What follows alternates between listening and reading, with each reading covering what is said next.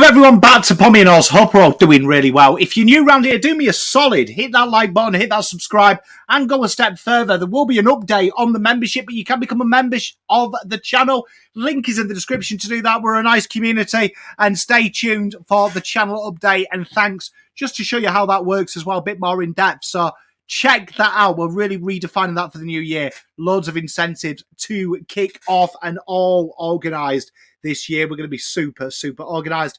And today what we're doing is we're looking at the AFL coaches and we're looking at that dreaded sack race. Firstly, I hope you've all had a wonderful Christmas and I hope that you're having a real good lead up till the end of 2023. And I hope 2024 is absolutely fantastic for every single one of you watching and beyond that. So let's get straight into it. And here we are. We have the AFL coaches. And as you can see, we've got good, bad, and indifferent. We've got fully safe, probably safe, if things go poorly, needs a big 2024, and on the hot seat or in the hot seat, depending. I'm not too sure who's made this. It is a tier maker, so thank you to whoever's made this. Big shout out to you. But let's get straight into it, and we start with Luke Beveridge here at the Dogs, and I think he needs a big one or he is gone.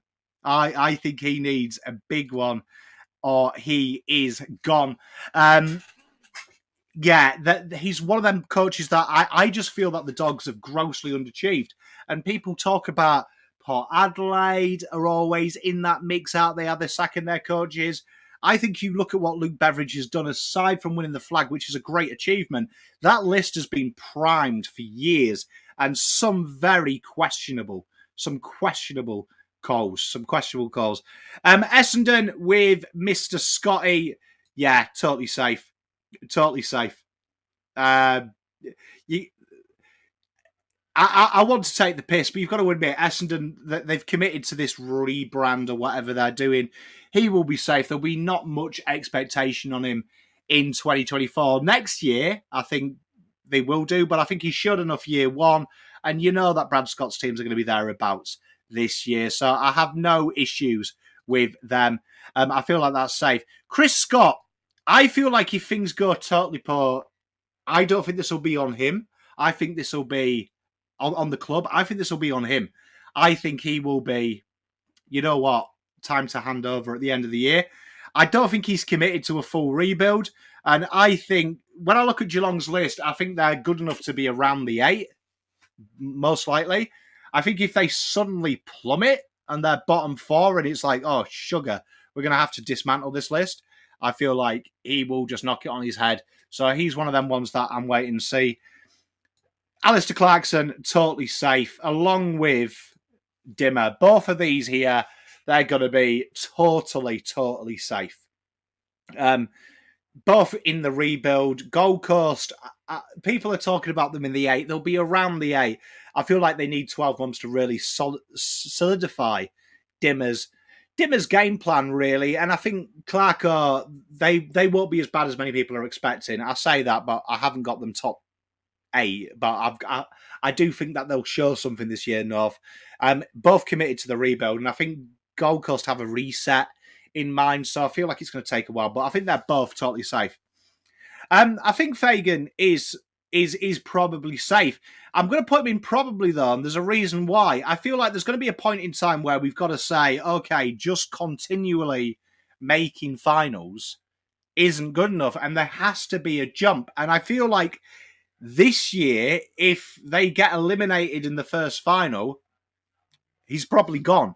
I think they'll probably have that conversation in the terms of, is he just got us to where we are? Because Brisbane are another team that are well in the window, and it's the same rubbish, isn't it, really? They get so close but so far, and I feel like this year they finally brought that duck and got into the granny. I feel like this could be that one. That's the wait and see. I think he's 100%. I think he's 90% safe.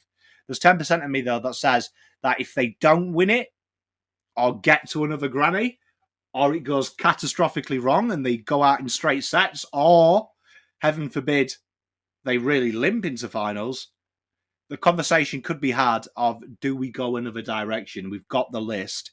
We need that coup de grace, because I think there is free trains. There's people who can't coach, there's people who can, and then there's people that are just over and that je ne sais quoi to win the big one. Goodwin, I think, is definitely in the hot seat this year. All the off-field issues, obviously with Clayton, the rumours always circulate, and I'm not going to speculate on that because I'm 38 years old. The last thing I want to do is get into rumours. Melbourne are like the Dogs, in my opinion, but they have recent success, and they have to go that level. And there feels like a disjointedness about Melbourne. There has done since they've won the flag. And I've got to look at Goodwin there because he is the leader of men. And I look at how they've handled the Clayton situation and the talk that's come from there. I think it is the worst scandal I have ever seen a club handle. I think they've made it infinitely worse with all the rumours. They're always slow to react and they're always obscure explanations. I have Melbourne struggling this year, and heaven forbid if they don't make the 8, I don't think you'll see them there next year. I really don't. Ken Hinkley, I think he's in the hot seat. They're one of them teams that I'm not too sure if they're in the 8 or not. And he's always linked with a sack, isn't he? And I feel this has got to be the time. I look at their young core coming through. They have to be an 8 side. If they're not, the media seem to love doing it. This isn't a POM thing. This is a media thing. Kingsley's fully safe. He will be totally fine. As will Horse. I think that they are incredibly supportive of what Horse does.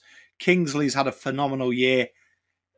Even if they do yo-yo, I think they'll yo-yo this year. I don't think they'll bottom out of the 8, but I don't think they'll back up last year. I think last year was a year too early. I think this will be more of a stabilising year, but both fully safe. In the hot seat as well is Longmuir. I think Freo are in a mess, and the big issue I have with Longmuir is the way they play. They play a real negative brand. It's a real unattractive brand as well, in my opinion. It isn't pretty. And I don't think he gets the best out of them players. I think that Fremantle list isn't as bad as people think. Certainly isn't a conversation for the bottom 6. We should be talking about the top 10. So that is my issue, and I think he will be in the hot seat. I think they made an error of bringing him in. And I think when you look at what other sides have got and who they've gone out at, could be an issue. Could be an issue for them. Craig McRae, safe as houses. He's just won a flag, as is Sam Mitchell. He is going to fly this year, as is Matthew Nicks. All 3 of these here have come in. They've done their job. They've implemented their brand, and it looks good. They're playing a positive brand of football. You see what they're doing. All of that fully safe list, you know what they're attempting to do. And that is so incredibly important, I think, when you're looking at who's been sacked. This is an interesting one here, and I'm going to put him here because I really aren't sold on the Ross brand works in today's AFL. And I look at St Kilda, and people say their list is garbage. I don't think it is. I think their list just doesn't have je ne sais quoi, per se. And they've got a coach that doesn't have any je ne sais quoi either. So I could see if this goes bottom 4, they react. And we know St Kilda's board do like to react. I hate to do it, but I think Simpson should have gone this year. I feel like they did make a mistake here with Simpson, and I like Simpson.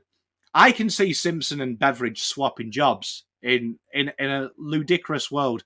I could really see it happening, and I think they're both suited for each other's jobs a bit better. It'd be a change of scenery. I think Beveridge can really build a young list and really motivate them, where I feel like Simpson can motivate an established list. He's been horrifically unlucky with injuries, and their list is in a bit of a pickle at the minute.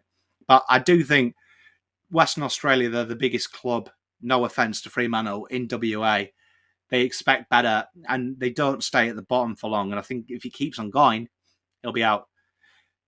The talk around Carlton, usually I think every Carlton coach would be here all the time. The talk does seem to have changed that Carlton understand now that when you have a plan, you have to stick to it. You can't just ad hoc it. And for that reason, I think he is fully safe. And I'm going to also say that a new coach, you've got to say that 100% safe, isn't he, Adam? Adam, he's 100% safe. He's got a big job, hasn't he, at Richmond? And I think it's going to be really interesting what Richmond do this year, in my opinion, because the list is there not to be a bottom-out club. There's a lot of youth there as well that they can mix through. I don't think there's any pressure on Richmond. I don't think anyone's thinking of being the 8. I think he'll surprise. He's been waiting in the wings a long time. He's finally got the opportunity, and I suspect Richmond will be a little bit rigid. But I'm looking forward to seeing what he does. But that is the tier list, ladies and gentlemen. Let me know who you think. Let me have a conversation about it. Much love, everyone. Until next time. Peace, love, and light.